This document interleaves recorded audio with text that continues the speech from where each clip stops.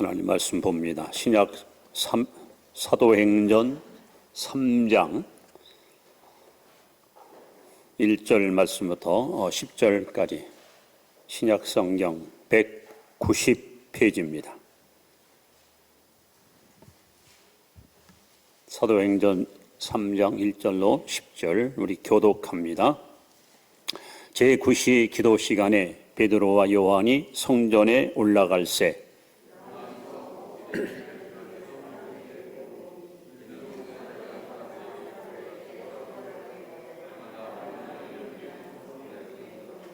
그가 베드로와 요한이 성전에 들어가려 함을 보고 구걸하거늘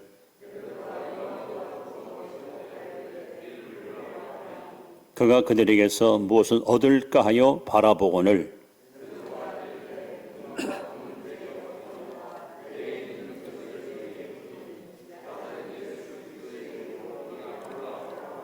오른손을 잡아 일으키니 발과 발목이 곧 힘을 얻고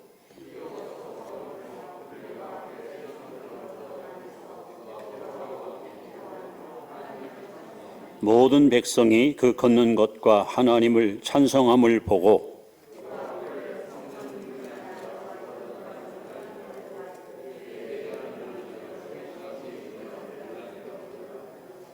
아멘. 잘 오셨습니다. 늘 믿음으로 승리하시 바랍니다. 19세기 미국의 유명한 전도자인 D.L. 무디가 시카고에서 사역할 때에 화재가 나서 그 사택이 목조로 지어진 건물이라 하나도 남기 없이 모두 불타고 말았습니다. 그때 이 무디 목사님은 불기둥에 뛰어들어가서 하나를 들고 뛰어나왔는데 자기가 늘 즐겨 읽던 성경책이었습니다. 그래서 기자들이 그에게 질문을 했습니다. 목사님은 가장 귀한 것이 바로 이겁니까? 그때 무디 목사님이 성경책을 들고 기자들이 하는 말은 여기 나의 모든 보화가 담겨 있습니다. 특히 빌립보 4장 19절 말씀을 그는 자랑스럽게 소개합니다. 나의 하나님이 그리스도 예수 안에서 영광 가운데 풍성한 대로 너희 모든 쓸 것을 채우시리라. 그런 기도했고 이 소식을 접한 많은 사람들이 십시일반 헌금을 해서 더 멋지고 아름다운 교회와 사택을 건축했다고 합니다. 아마 무디 목사님에게는 재산 목록 1호가 성경책이었던 것 같습니다. 이 일화를 제가 접하면서 이런 생각을 많이 해봤습니다. 내게 있어서 재산 목록 1호는 뭘까? 많이 생각해봤습니다. 또 여러분에게 한번 묻고 싶습니다. 여러분들의 재산 목록 1호는 뭡니까?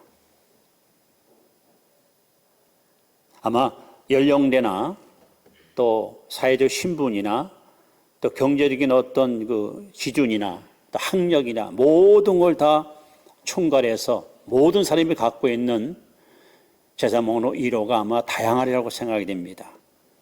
대략 한국인들이 추구하는 재산 목록 1호에 대해서 어떤 것을 선호한가 하고 좀 알아봤는데 어떤 분은 가족이 우선이다 이런 사람도 있습니다. 또 어떤 사람은 좋은 직장, 보장된 직장이 내 재산 목록 1호다 이렇게 말하는 사람도 있습니다. 또 어떤 사람은 건강이 최고다. 건강 잃으면 모든 걸 잃는다. 내 재산의 총 최고의 복은 바로 건강이다. 이렇게 말하는 사람도 있습니다. 또 뭐니 해도 재물이 있어야 된다. 땅도 있고 집도 있고 돈도 있어야 된다. 이런 사람도 있습니다. 또 어떤 사람은 지식이 최고다. 알아야 된다. 배움을 추구하는 이런 지성이 있는가 하면 또 개인의 능력 혹은 대인관계 혹은 남이 갖지 못한 어떤 비전 혹은 희망 더 나아가서는 보험도 재산 목록 1호가 될 수 있고 또 주거 환경도 1호가 될 수 있다. 이렇게 다양하게 사람들마다 재산 목록 1호를 꼽고 있습니다. 그럼 그리스도인이라면 예수님을 구주로 믿는 성도라고 하면 내게 있어서 재산 목록 1호는 뭐가 될까? 무엇이 여러분의 재산 목록 1호입니까? 오늘 본문에 등장하는 베드로와 요한의 제사 먹는 이루는 예수 그리스도이십니다. 저도 여러분도 바로 예수 그리스도가 우리 제사 목록 1호가 되어야 됩니다. 예수 그리스도가 내 인생의 전부가 되어야 되고, 예수 그리스도가 내 인생의 꿈이 되고 희망이 되고 용기가 되고 삶의 목적이 되어야 됩니다. 오늘 본문을 보면서 제사 목록 1호에 대해서 좀 많은 생각을 해보았습니다. 그러면서 오늘 제9시 기도 시간에 기도하러 성전에 가던 베드로와 요한이 40년 동안 한 번도 서보지 못한 안진뱅이를 예수 이름으로 일으켜 세운 획기적인 기적의 사건이 오늘 사도행전 3장에 자세히 기록되어 있습니다. 이 본문을 보면서 이 시간 우리 영적 교훈을 좀 받으려고 하는데, 첫 번째 우리가 기억할 말씀은 2절에 나오는 말씀입니다. 그것은 바로 국어라는 인생이 여기 등장합니다. 국어라는 인생. 자, 우선 2절을 한번 다시 제가 보면은, 나면서 못 걷게 된 이를 사람들이 메고 오니 이는 성전에 들어가는 사람들에게 구걸하기 위하여. 구걸하는 인생이 등장합니다. 자, 이 안진뱅이를 보니까 세 가지 불행을 안고 살아갑니다. 첫 번째 불행은 나면서부터, 다시 말하면 어머니 모태로부터, 뱃속에서부터 불구자로 태어났다는 거예요. 여러분 얼마나 불쌍합니까? 어머니 뱃속부터 장애자로 태어났다는 거예요. 그러니 이 사람에게 얼마나 큰 절망입니까? 또 이 사람은 평생 구걸하고 살아야 될 수밖에 없는 거지 신세를 벗어날 수가 없다는 겁니다. 얼마나 큰 불행입니까? 그리고 오늘 본문에 나온 것처럼 사람들에게 구걸하기 위해서 메고 왔다는 거죠. 즉 남의 도움받지 않고는, 누군가가 도와주지 않고는 거동할 수도 없고 한 장소에서 다른 장소로 옮길 수 없을 만큼 이렇게 힘들고 어려운 인생을 살았던 사람이 바로 안진뱅이입니다. 자, 세 가지 큰 불행을 안고 살아가는 불쌍한 사람. 자, 그런데 이 사람만 불쌍합니까? 성경은 이 땅에 태어나 살고 있는 온 인류, 저와 여러분을 포함한 모든 사람들을 향해서 불쌍하다고 말씀합니다. 왜 그런가? 왜 그럴까요? 여러분, 우리는 싫건 좋건 우리는 아담의 후손으로 이 땅에 태어났습니다. 앞으로 내 후손들도 10년, 100년, 500년 지나도 앞으로 태어날 우리 후손들도 모두가 다 아담의 후손으로 태어납니다. 그것이 왜 불행입니까?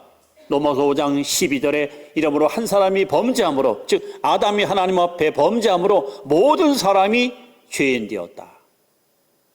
즉 인간은 죄인으로 태어나기 때문에 그래서 불행합니다.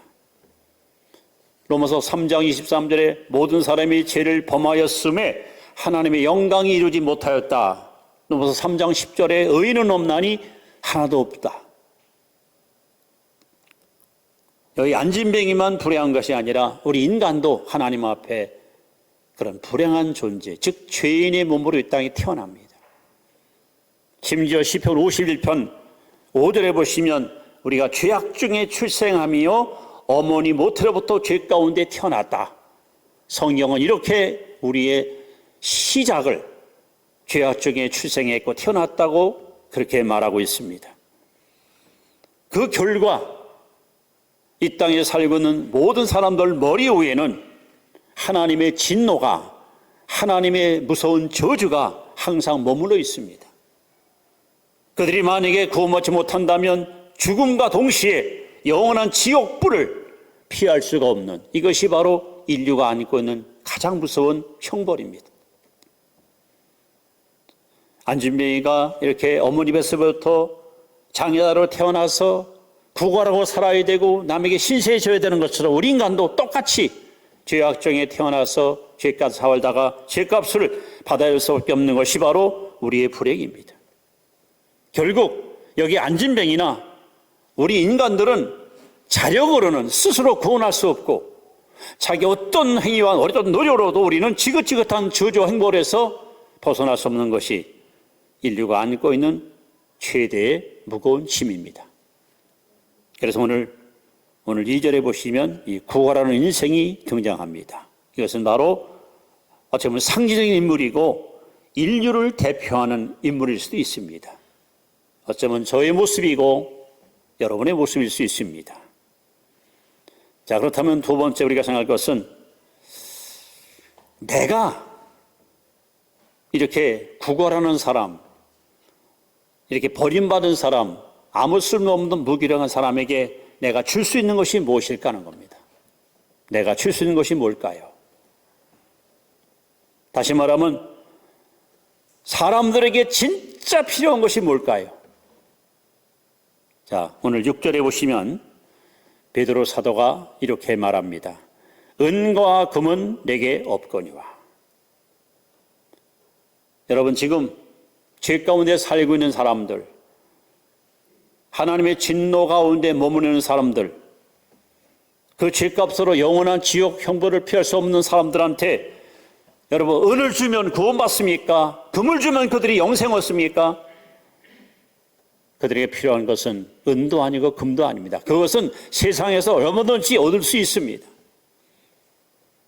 그렇다면 오늘 저와 여러분들이 불행한 우리 인류에게 줄 수 있는 가장 큰 최고의 선물, 다시 말하면 재산 목록 1호가 뭘까요? 바로 예수 그리스도의 이름입니다.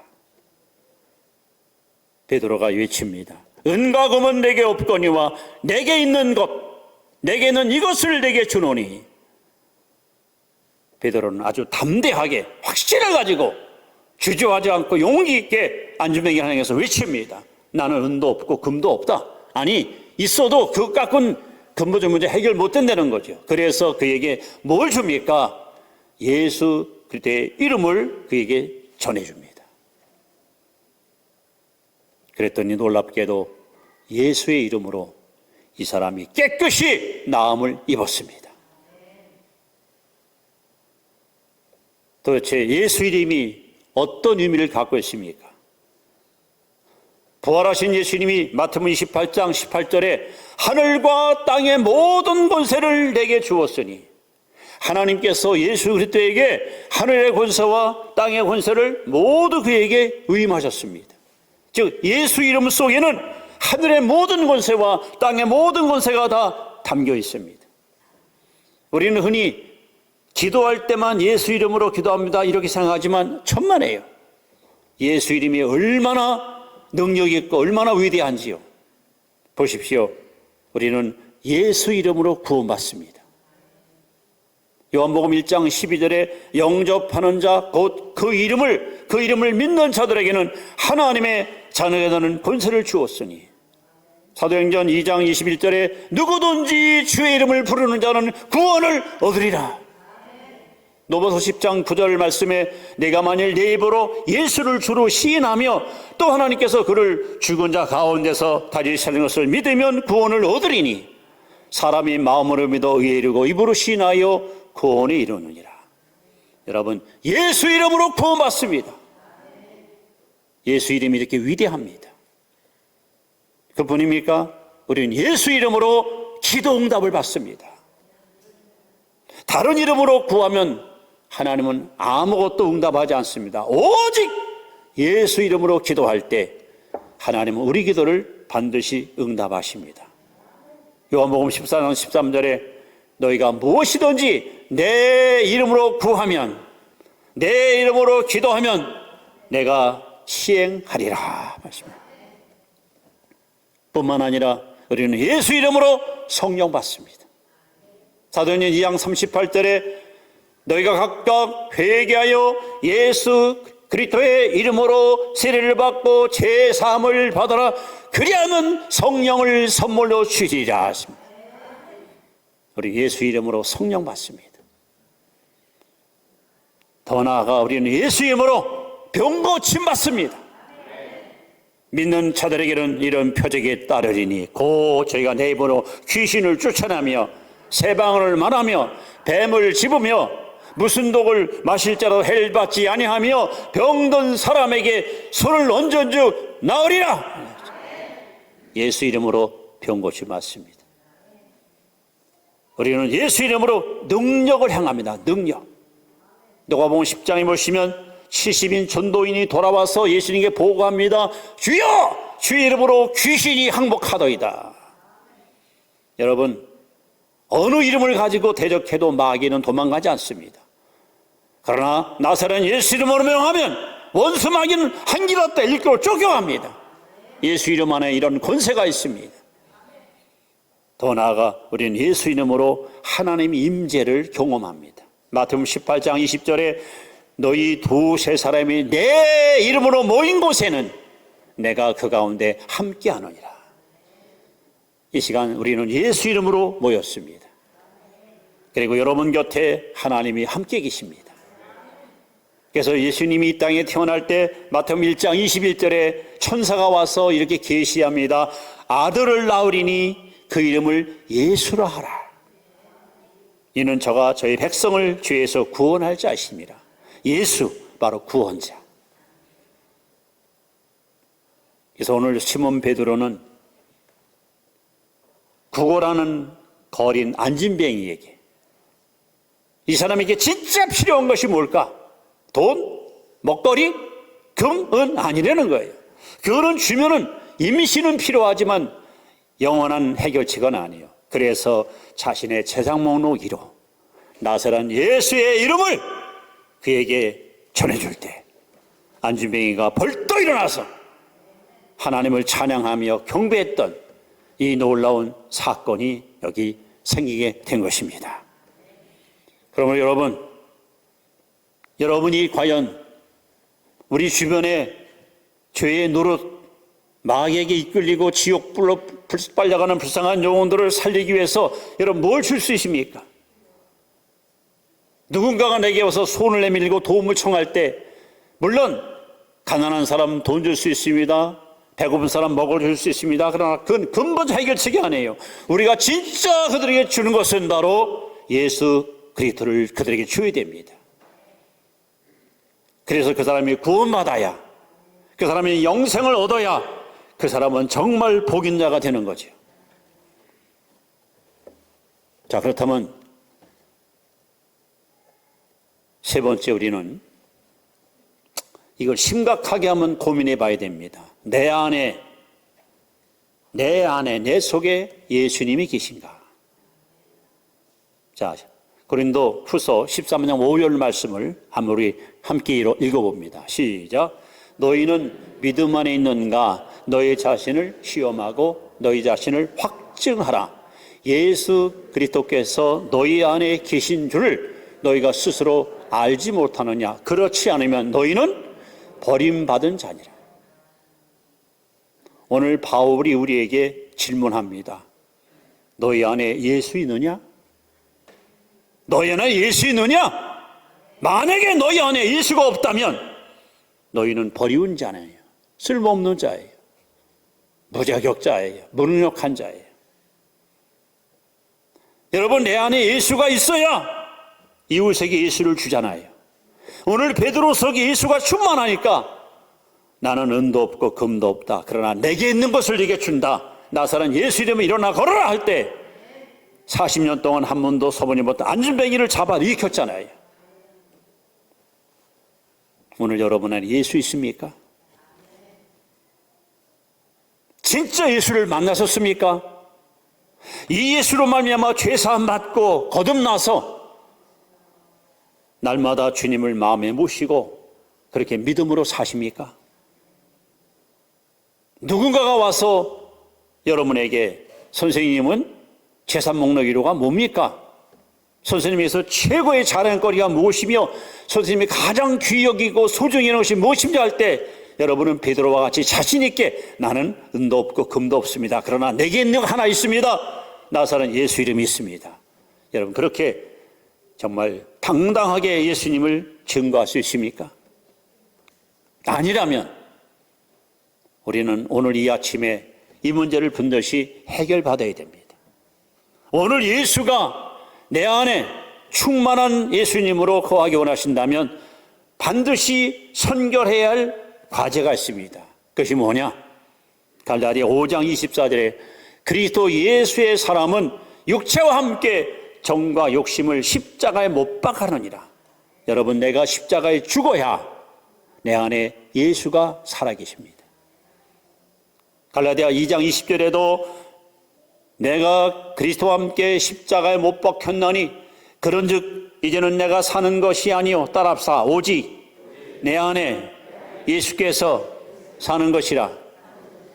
내가 살아있으면 예수가 죽어요.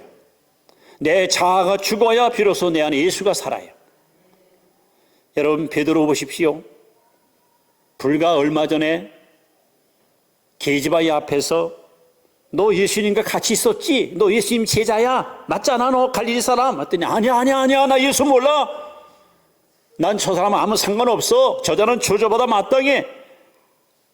자기 목숨 하나 부자겠다고 예수님을 배신하고 부인했던 사람이 바로 베드로입니다. 이렇게 비겁하고 형편없던 엉터리 신앙인 베드로가 오순절날 성령 받고 변화받자마자 이제는 주저하지 않고 어떤 위협과 어떤 공갈 앞에도 당당히 나서서 천하 인간에 우리를 구원할 자는 예수밖에 없습니다 하고 만난 사람마다 예수는 그리스도라 하고 예수님을 증거하는 일을 행했습니다.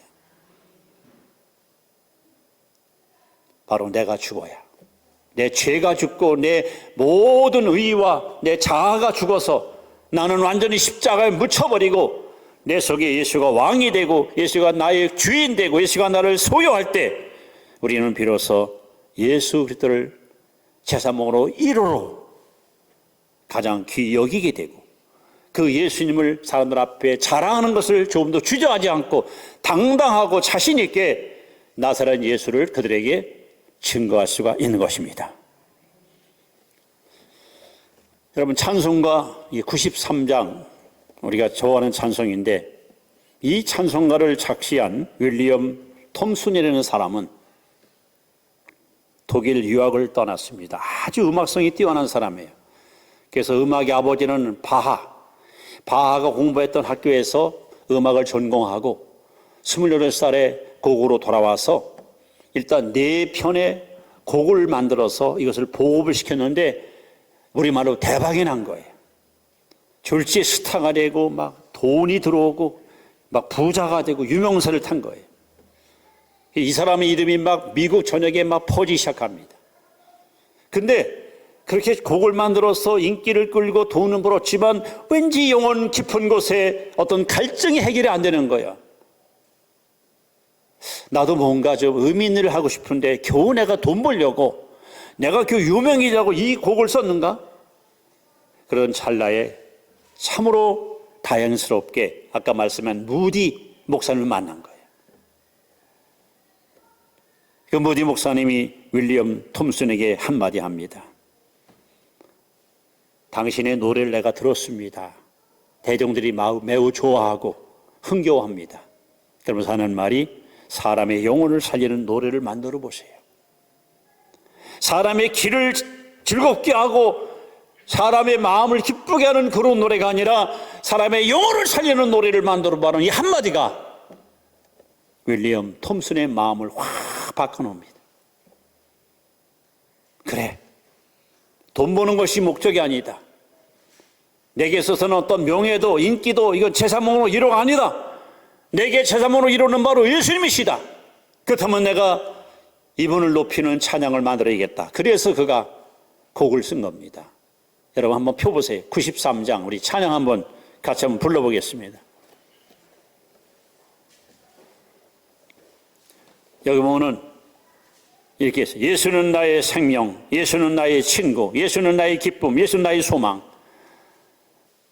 윌리엄 톰슨에게 있어서 예수님은 그야말로 제사모로 1호가 된 거예요. 자, 우리 찬양 한번 같이 합니다.